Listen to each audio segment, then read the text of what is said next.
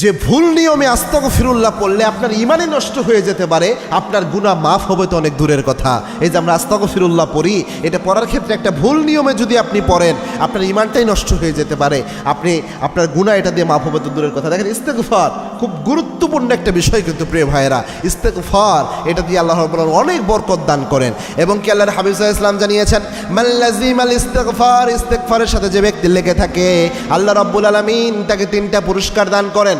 তার মধ্যে 1 নম্বরে হচ্ছে ওয়ায়ারযাকু হাইসু লা ইহতাসিব, এমন জায়গা থেকে আল্লাহ রাব্বুল আলামিন তার রিজিকের বরাদ্দ দেন যা সে কল্পনাও করতে পারে নাই।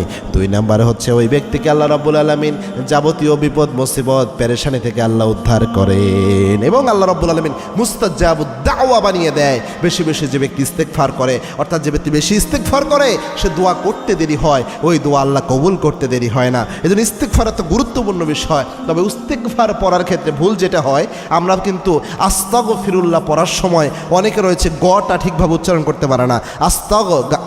গয়িন যে উচ্চারণ, এটার উচ্চারণ হবে আপনার গ দিয়ে, ক খ গ, এই গ দিয়ে উচ্চারণ করতে হবে।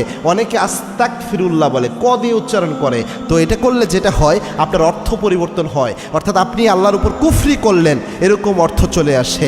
সুতরাং আপনি আস্তাগফিরুল্লাহ বলে আল্লাহর কাছে মাপ চাচ্ছেন, এই অর্থ পরিবর্তন হয়ে কুফরি করছেন এরকম অর্থ বারবার হতে থাকে, যে আপনি কুফরি করছেন, কুফরি করছেন, কুফরি করছেন, এরকম বারবার অর্থ দেয়। সুতরাং অবশ্যই আস্তাগফিরুল্লাহ যখন পড়বেন সুন্দরভাবে উচ্চারণ করার চেষ্টা করবেন।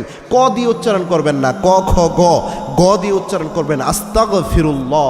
অর্থাৎ এইভাবে যদি আপনি উচ্চারণ করতে পারেন, অবশ্যই আপনার উচ্চারণ সহিহ হয়ে যাবে। আপনি যদি চেষ্টা করেন, পুরোটা যদি নাও হয়, ইনশাআল্লাহ এর ফজিলত আপনি পেয়ে যাবেন। এবং আল্লাহর হাবিব সাল্লাল্লাহু আলাইহি ওয়াসাল্লাম জানিয়েছেন, যে ব্যক্তি সহিশুদ্ধ হয় না কিন্তু চেষ্টা করে সহিশুদ্ধ করার জন্য, ওই ব্যক্তির জন্য ডবল সওয়াব আল্লাহ তার আমলনামায় লিখে দেয়।